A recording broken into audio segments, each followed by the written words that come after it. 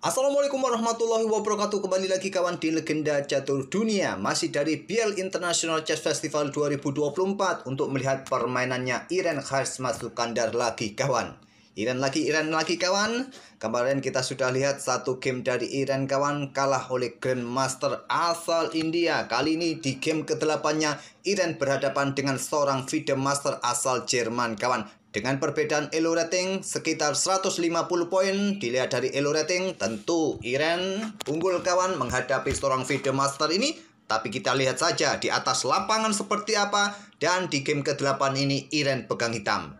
Lawannya memulai dengan pembukaan Inggris pion C4. Iren membalas dengan permainan Agin Court Defense pion E6 yang bisa berubah bentuk ke dalam permainan apapun kawan. Queen's Gambit Decline, Catalan, Tarrasch, ataupun sebagainya. Ya nanti bentuknya ya seperti biasa kawan, pion D4, pion D5, tapi juga bisa berbentuk apapun. Kita lihat saja apa strategi yang akan dimainkan oleh Iren kawan di game ke-8 ini. Kuda F3, pion D5 lanjut Iren. Ingin melanjutkan ke permainan Queen's Gambit kawan.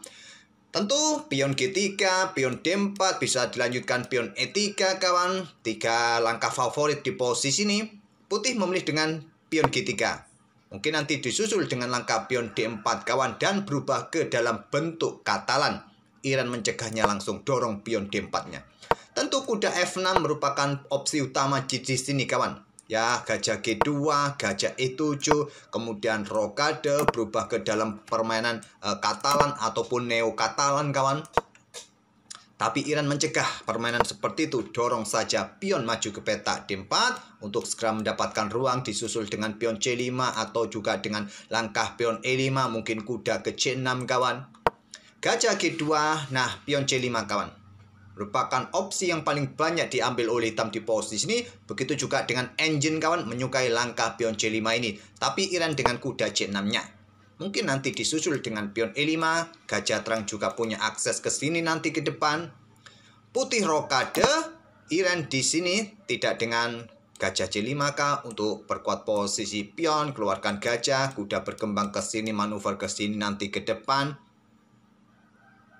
Iren memilih dengan pengembangan kuda ke petak H6-nya kawan. Cukup aneh, kuda berkembang ke petak H6, tapi ini juga salah satu langkah terkuat di posisi ini bagi hitam. Putih melanjutkan dengan pion E3 menantang pertukaran. Dan Iren menolaknya dengan langkah kuda F5. Pertahankan posisi petak D4-nya kawan. Mungkin kalian lebih menyukai untuk dorong pion. Ya, pion ini mudah direbut kawan. Kuda ke petak E1, buka akses gajah terang, menekan pion di sini, nanti disusul dengan menteri. Ini juga cukup merepotkan juga. Oke, kembali lagi ke langkah aslinya. Jadi Iren memilih dengan kudanya lompat ke petak F5. Nah, ini memberikan kesempatan tempo bagi putih dorong pion E4-nya, usir kuda, disusul dengan pion D3, terbuka gajah gelap nanti jalannya kawan. Iren tarik mundur kudanya ke petak E7. Kalau ke petak D6 untuk serang dua pion ini kawan, jawabannya ya tentu dengan pion D3. Buka akses juga bagi gajah gelap segera berkembang. Iren tidak menyukainya, lebih memilih petak E7, kuda F mundur ke petak E7. Pion D3 tetap dimainkan, support pion pusatnya kawan, pion C, pion E, dan buka akses bagi gajah gelap segera keluar. Iren melangkah lagi kuda ke petak G6. Di tahap pembukaan ini kawan, Iren melangkahkan kudanya 4 kali. Kuda G ke H6, lompat ke F5, mundur karena diserang ke petak E7, manuver lagi ke petak G6 kawan. Tentu Iren sudah banyak kehilangan tempo di sini kawan. Tapi posisi hitam dengan diagram seperti ini, engine menilai baik-baik saja posisi hitam. Cenderung unggul tapi sangat tipis sekali. Ya, masih belum apa-apa dengan keunggulan seperti ini kawan. Nah, putih melanjutkan dengan pengembangan kuda A3. Di sini Iren tidak melanjutkan pengembangan gajah E7K atau dengan pion E5K untuk support pion pusatnya.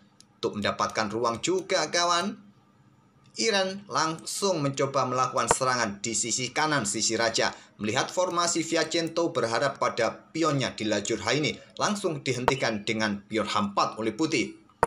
Engine menyukai korban pion di sini kawan. Untuk membuka lajur E. Mungkin ya dicaplok kuda C ataupun kuda G kawan. Cop, cop, cop. Ada benteng E1, mumpung raja masih berada di pusat. Mundur lagi kah atau dengan pion F6 kah untuk mempertahankan posisi kuda? Nanti baru disusul dengan pion H4. Putih langsung memainkan pion H4-nya. Iren baru sekarang pion E5. Buka akses gajah terang, juga perkuat posisi pion. Hentikan potensi pion didorong maju seperti tadi kawan. Di sini putih manuver kudanya petak C2. Iren dengan gajah G4 pin kuda. Menteri ke petak E1 menghindari pin. Dan mungkin juga kawan, persiapan serangan counter attack, maksud saya attack di sisi kiri sisi menteri kawan. Kalau counter attack cenderung ke hitam ya. Kalau putih kan attack, kalau hitam ya counter. Oke kawan, lanjut. Di sini Iren melangkah menteri D7, berkoneksi dengan gajahnya satu diagonal dan mungkin mempersiapkan rokade panjang. Nah, melihat gelagat hitam yang mencoba rokade panjang, putih juga meluncurkan serangan sisi menteri sekarang dengan pion B4-nya. Itulah tadi menteri bersama kuda, sekarang posisinya cukup bagus kawan, mempersiapkan serangan badai pion sisi menteri, sisi kiri. Langsung ditantang oleh Iren dengan pion A5. Ditolak dengan pion B5. Kuda mundur ke D8 dan ada kuda H2. Coba ancam gajah dan Iren gajah H3. Di sini Stockfish menyarankan buka permainan dengan pion F kawan, pion F4 untuk menantang pertukaran. Tapi memilih langkah benteng B1. Untuk dukungan pionnya mungkin didorong maju, langsung direspon oleh Iren blokade dengan pion B6. Ternyata langkah yang kurang kuat kawan, melewatkan langkah terkuat lainnya dengan pertukaran gajah pukul gajah terlebih dahulu. Ambil balik. Nah, bisa kalian lanjutkan dengan langkah kuda kembali aktif ke petak E6. Kalaupun pion ini didorong kawan, kalian tolak saja, biarkan tertutup. Oke, kembali lagi ke langkah aslinya, tapi Iren langsung blokade kawan. Dengan pion didorong maju dan adanya pion putih di petak B5 ini kawan, Iren menciptakan ruang lemahnya sendiri di area pertahanannya sendiri kawan di petak C6 ini. Harus berhati-hati, siapa yang nongkrong nanti di petak C6? Dan putih melanjutkan dengan pion F4-nya untuk segera buka lajur F, mumpung raja masih berada di pusat. Dan Iren melakukan pertukaran langsung di sini, jual beli gajah chop, chop, chop, chop. Ternyata dengan pion yang kuat kawan. Mulai dengan gajah chop, kuda E6 serang gajah. Nah, di sini gajah tarik mundur ke petak C1, kemudian kuda E5. Lanjut Iren, siap nongkrong kawan, mungkin di sini juga serang pion ini. Menteri naik ke petak E2, jaga petak G4-nya, jaga pionnya kawan. Kemudian Iren melangkah pion G6. Buka akses gajah untuk berkembang. Viajento mungkin persiapan rokade pendek kawan. Atau masih juga ada opsi rokade panjang. Dengan struktur pion semacam ini juga masih cukup bagus untuk melindungi raja rokade panjang. Tapi Stockfish lebih menyukai dengan langkah pion F6 kawan. Untuk menghindari potensi serangan di lajur F dan perkuat posisi kuda. Seumpama ada kuda bergerak ke petak F3 di sini, mungkin menantang pertukaran, kalian lanjutkan sokong kuda dengan gajah D6. Posisi kalian masih cukup solid. Tapi Iren dorong pion G6 terlebih dahulu. Kemudian ada kuda petak E1, lanjut putih kawan. Rokade panjang pilihan Iren, kemudian ada kuda E lompat ke F3 menantang pertukaran. Iren menerimanya kawan. Di sini Iren tidak berpikir begitu panjang kawan. Coba lihat kontrol waktu Iren dari 41 menit 4 detik ini tidak ada perubahan kawan setelah pertukaran. Coba lihat yang terkuat gajah ini kembangkan. Kedua benteng sudah terkoneksi, artinya pengembangan perwira kalian sudah selesai, tahap pembukaan sudah selesai. Cukup panjang kawan. Baru di langkah ke-23, seandainya gajah ini dikembangkan, baru tahap pembukaan hitam sudah selesai. Tapi Iren tanpa berpikir panjang, chop, chop, dan tentu ada ancaman. Kuda ini nongkrong ke petak E5 dengan dukungan benteng kawan. Coba lihat, ancam menteri nanti juga potensinya garbu benteng ini. Apakah Iren tidak melihat ancaman ini kawan? Dia bermain dengan benteng E8. Astaga. Kuda E5 tentu saja kawan. Kalau kalian yang main, kalian memilih langkah apa? Untuk mencegah langkah kuda ini. Lagi-lagi kawan, coba lihat. Dari 41 menit 4 detik, Iren langsung melangkah dengan benteng E8. Apakah jamnya ini rusak? Mungkin. Kita tidak bisa melihat itu. Tapi ancaman yang paling jelas, yang paling ketara dengan kuda E5, ada benteng juga di lajur F. Pion F6 mungkin bisa jadi salah satu solusi, kawan. Untuk kontrol ruang-ruang gelap ini, mencegah manuver-manuver kuda. Kalaupun ada pion didorong maju, dorong lagi. Kalau ada tantangan di sini, kawan, ya kalian bisa geser benteng atau raja lah sementara.